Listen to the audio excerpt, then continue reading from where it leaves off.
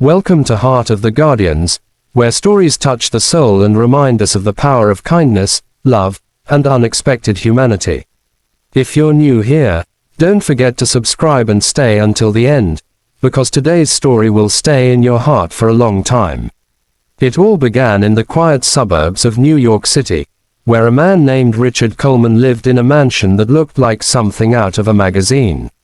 He was a self-made millionaire, the kind of man who came from nothing and built an empire through hard work, persistence, and an unbreakable belief in himself.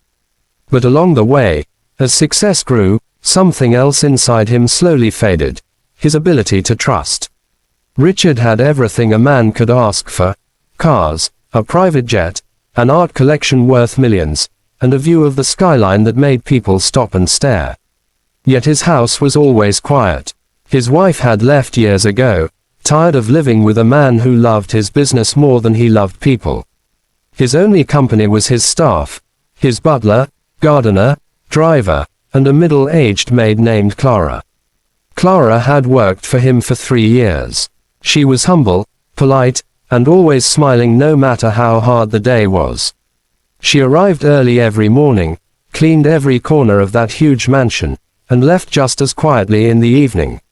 She rarely spoke unless spoken to, but her eyes, soft, warm, and tired, said a lot about the life she'd lived. One rainy afternoon, Richard came home earlier than usual.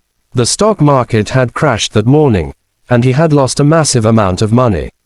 His temper was high, his mood bitter. He entered the house, slammed his briefcase on the marble table, and poured himself a drink. Clara quietly appeared from the kitchen. "Sir, would you like me to make dinner?" she asked gently. He didn't answer. He just stared at her for a few seconds, then sighed. "Clara," he said, "do you ever get tired of this job? Cleaning someone else's house every day?" Clara looked surprised by the question. "No, sir," she said softly.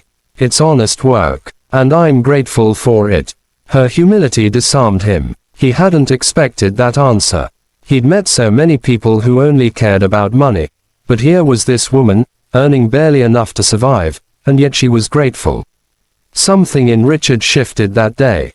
For the first time in a long while, he wanted to understand someone. Over the next few weeks, he began noticing things about Clara he had never paid attention to before. She always brought her lunch in a small container, usually just rice and beans. Her shoes were worn out, and yet, when she cleaned his expensive glass sculptures or dusted the piano, she did it with a tenderness as if she were caring for something precious. One morning, Richard walked into the kitchen and saw Clara sitting quietly at the table, her phone in her hands. Her eyes were red. She quickly wiped her tears when she noticed him. "What's wrong?" he asked. "Oh, nothing, sir," she said, forcing a smile. But Richard insisted. "Tell me." Clara hesitated, then whispered, "It's my son, sir. He's in the hospital. He needs surgery. I've been saving money, but it's not enough." Richard's heart softened. "How much do you need?" he asked. Clara shook her head. "No, sir, I wasn't asking for help. I'll manage somehow." But her trembling hands told another story. Richard pulled out his wallet, took out his platinum credit card, and handed it to her. "Take this," he said. "Get whatever your son needs." Clara looked at him in disbelief. "Sir, I can't. That's too much." "Take it," Richard repeated, his tone firm but kind. "Don't argue." Tears filled her eyes as she nodded. "Thank you, sir. I'll pay you back." Richard smiled faintly. "Just take care of your boy." That night, for the first time in years, Richard felt something he hadn't felt before: peace. He told himself it was just a small gesture, but deep down, he knew it meant more than that. Days passed. Clara didn't show up for 3 days. Richard assumed she was at the hospital, but on the 4th day, she still hadn't returned. His irritation grew. He called the bank and checked his statement. When he saw the amount she had spent, his heart sank. Over $15,000. He stared at the screen in disbelief. What did she buy? He muttered angrily. His butler, Mr. James, came in quietly. "Is something wrong, sir?" Richard's voice trembled with anger. "Clara, she used my card. $15,000. Can you believe it?" Mr. James looked shocked. "Perhaps there's a mistake, sir." But Richard didn't believe that. His old distrust came flooding back. "She betrayed me," he whispered. The next morning, he decided to drive to the address Clara had listed in her employment file. It was a small, rundown neighborhood on the outskirts of the city. Children played barefoot in the street. Laundry hung from windows. He parked his luxury car in front of a tiny house and knocked on the door. A woman opened, not Clara, but a neighbor. "Excuse me," Richard said. "Does Clara live here?" The woman nodded sadly. "She did, but she's at the hospital right now. Her son's condition got worse." Richard drove straight to the hospital. When he arrived, he found Clara sitting beside a hospital bed, holding the hand of a small, frail boy hooked to tubes and machines. Her eyes were swollen from crying. When she saw Richard, she froze. "Sir," she whispered. Richard's tone was cold. "You spent $15,000. Clara nodded. "Yes, sir." "On what?" he demanded. Clara looked down at her son. "On life," she said softly.